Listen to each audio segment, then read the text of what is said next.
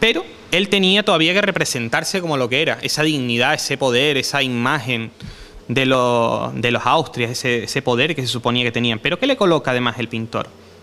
Un león, el león símbolo de la fortaleza, esa fortaleza que entre comillas todavía le quedaba al Imperio Español, pero que de hecho no era así realmente. Por eso digo que la pintura también habla y juega, y hay una serie de elementos que nos ayudan a comprender un poquito más la pintura.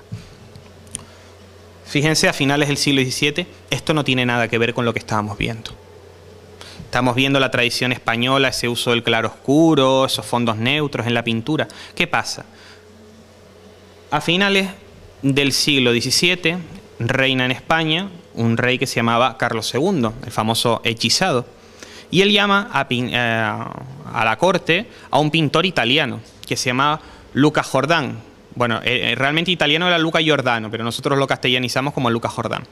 Evidentemente la pintura italiana era muchísimo más colorida, ¿no? Esos fondos, esos celajes abiertos.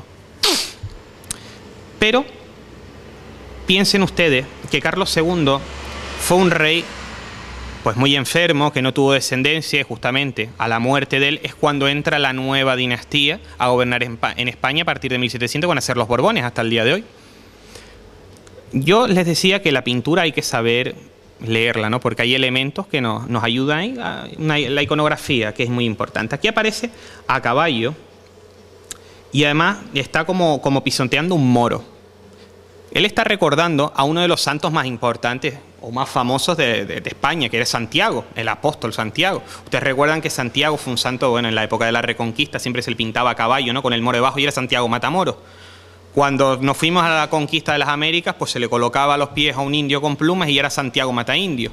Y en la pintura canaria del 19, que se pone de moda, pues revivir la historia de Canarias y tal, pues se le colocaba un guanche a los pies y ya era Santiago Mataguanche. Es decir, que era un santo bastante recurrente en la historia de España, ¿no? Pues aquí estamos viendo lo mismo, al rey representado como si fuera Santiago. Pero aparte, se dan cuenta en la parte superior, hay dos elementos. Primero, una cruz. ¿Qué representa la cruz? La fe católica. Era un monarca católico.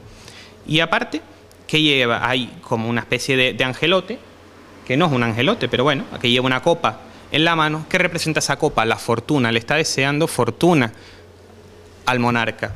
Y al lado tenemos a su mujer, bueno, ese caballo que me recuerda, yo siempre lo he dicho, que me recuerda a los ponis.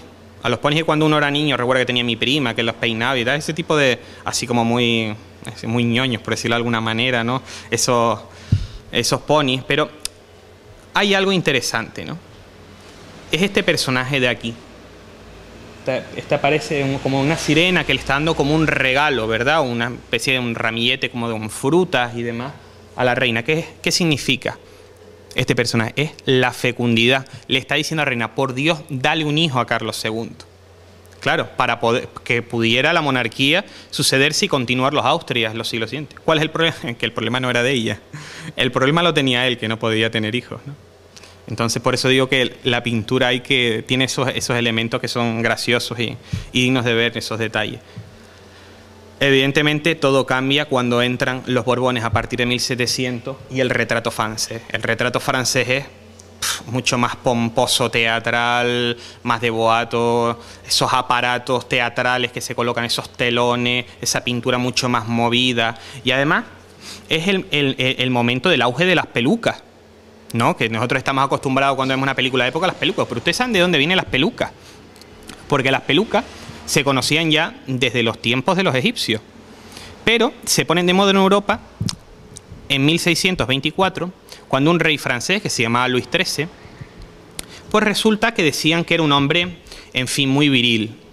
Decían que tenía tantas amantes como ventanas tenía su palacio, o sea que era, en fin, pues una especie de, yo qué sé, de Espartaco de la época, ¿no? Espartaco Sartori.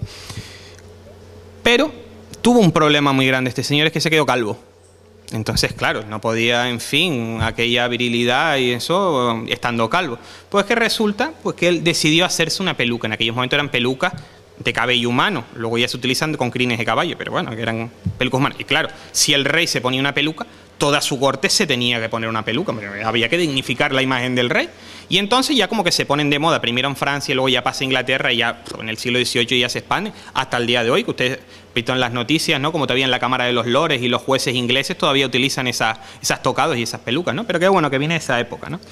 Si nos estamos dando cuenta ya con Felipe V, evidentemente, él va a buscar diferenciarse de lo que eran los Austrias, ¿no? Y va a traer a la corte a pintores franceses como Louis Michel van Loo, al que ustedes tienen aquí pintando a este infante don Felipe de Borbón, o Anton Raphael Menn, que va a ser un pintor alemán y que probablemente sea el mejor dibujante del siglo XVIII. Esto es exquisito, esta pintura realmente es maravillosa. A mí personalmente tengo que decir que a mí me resulta la pintura francesa un poco fría, sobre todo en las caras, me parecen como muy aporcelanadas, muy blanquecinas, no me expresan lo mismo que la pintura española, tengo que reconocerlo. Pero fíjense en lo que es el dibujo extraordinario, ¿no? La casaca, lo que es los bordados dorados, además aparece evidentemente el sempiterno toisón de oro, la cruz de Malta, que en estos momentos comienza a ponerse de moda.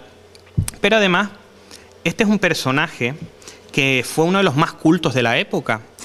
Ustedes conocen al gran historiador de la antigüedad que se llama Herodoto.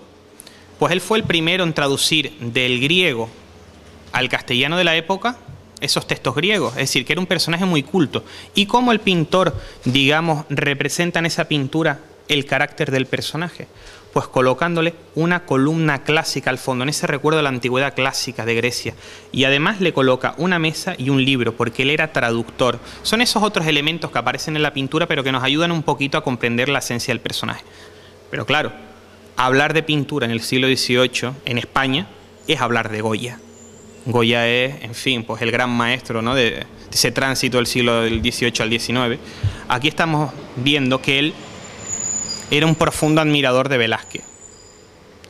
Cuando él tiene que retratar, por ejemplo, un monarca, como en este caso a Carlos III, él quiere buscar la manera en el que cómo lo hubiera retratado Velázquez, no esa moda francesa así muy de aparato, muy de corte, no. Él quería ver cómo se hubiera pintado en el gran momento del siglo de oro de la pintura española.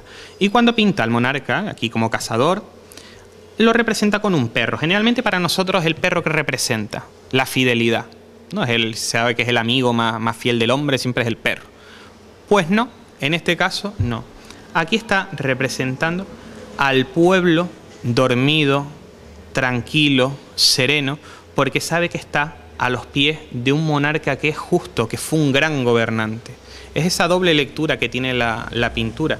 Evidentemente Carlos III fue uno de los grandes monarcas de España, uno de los mejores soberanos, y por eso el pueblo está tranquilo ante la justicia que impartía ese monarca. Por eso no representa la fidelidad del pueblo, sino esa tranquilidad que tenía el pueblo. Pero junto a eso, Goya evidentemente va a representar a diversos personajes de la época, pues monarcas como Carlos IV. Ustedes conocen el gran cuadro, el celebérrimo cuadro de la familia de Carlos IV, ¿no? Aquí lo tienen representado. E incluso también representa personajes de la nobleza. Aquí estamos viendo que esta pintura es extraordinaria. Si nosotros pudiéramos fijarnos, está representando por primera vez a una noble como una mujer. Aparece hasta una idea de sensualidad. Fíjense cómo se está quitando los guantes. Y además, si nos pudiéramos fijar en el detalle, veríamos que aparecen por primera vez las transparencias. Ella está como, se le ven como su cuerpo, ¿no? O sea que es una idea también de sensualidad en la pintura. ¿Por qué lo representa así? Porque no era una infanta. Si hubiera sido una infanta, lo hubiera recogida todo aquí con un alzacuello aquí arriba y con la mirada vista para arriba. Pero aquí no, cambia la pintura porque era una noble y ella se representa no solo como lo que era, sino también como mujer. Y es un cambio importante en la historia de la pintura.